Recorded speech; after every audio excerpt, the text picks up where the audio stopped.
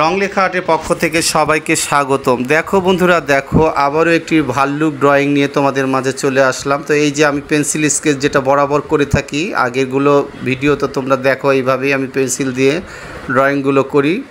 আর ড্রয়িংটি একটু লং হয়ে যায়, তবে তোমাদের কাছে রিকোয়েস্ট থাকবে একটু ধৈর্য সহকারে তোমরা ভিডিওটি দেখবে এবং দেখে একটা সুন্দর একটি কমেন্ট করবে। এটাই রং লেখা আর্টের মানে প্রত্যাশা, এটাই আর কি বলা।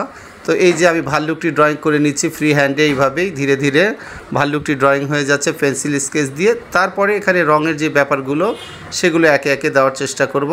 তো এইভাবে সাপোর্ট দিয়ে যাও রং লেখা আর্টকে, আর এইভাবেই রং লেখা আর্টকে এগিয়ে নিয়ে যাও। আর রং লেখা আর্ট তোমাদের জন্য নতুন নতুন ভিডিওগুলো নিয়ে আসার চেষ্টা করবে। তো এই যে পেন্সিলের যে স্কেচের যে ব্যাপারগুলো, পায়ের যে নিচের যে ব্যাপার সেগুলো করে নিলাম, মোটামুটি হয়ে গেল। ফিনিশিং যেগুলো আছে টুকিটাকি সেগুলো একটু দেওয়া হচ্ছে। পিছনে একটু ঝোপ জঙ্গল বোঝানোর জন্য কিছু জিগজ্যাগ করে আঁকা বাঁকা করে দেওয়া হলো। তো এই যে আমি এখানে ভাল্লুকের যে গায়ের যে রঙটা, আমি এখানে পিঙ্ক কালারটি নিলাম। পিঙ্ক কালার অনেক ভালো লাগে দেখতেও, সে কারণে আমি পিঙ্ক কালার নিয়ে নিচ্ছি এবং এখানে পিঙ্ক কালারটি করা হয়ে গেল। তারপরে এখানে যে ডিপ এবং লাইটের যে ব্যাপারটি আমি বলে থাকি, এই যে সাইড দিয়ে সে পিঙ্ক কালারের যে ডিপ কালার, সেই ডিপ কালার দিয়ে একটা ডিপ এবং লাইটের একটা ব্যাপার বোঝানো হচ্ছে। শ্যাডো যেটা বলে আর কি, আলো ছায়া যেমন ছায়া পড়ে সেরকম এখানে রঙেরও একটা খেলা হচ্ছে, এখানে ডিপ এবং লাইট। তো পিঙ্ক কালার বন্ধুরা, তোমরা এইভাবে ডিপ এবং লাইট পিঙ্ক কালার দিয়ে এইভাবে যদি তোমরা করো ভাল্লুকটি, আশা করি ভালো হবে। তো এরপরেই আমি পেন্সিল, যে সুতা পেন্সিল, যেটা কেউ বর্ডার পেন্সিল বলে, কেউ সুতা পেন্সিল বলে, আমরা সুতা পেন্সিলই বলে থাকি, সেটা দিয়ে আমি এই ভাল্লুকের যে গায়ের যে ব্যাপারগুলো, চোখ মুখ ব্যাপারগুলো ফুটিয়ে তোলার সেই চেষ্টাটা করব। তো বন্ধুরা এইভাবে তোমরা দেখতে থাকো।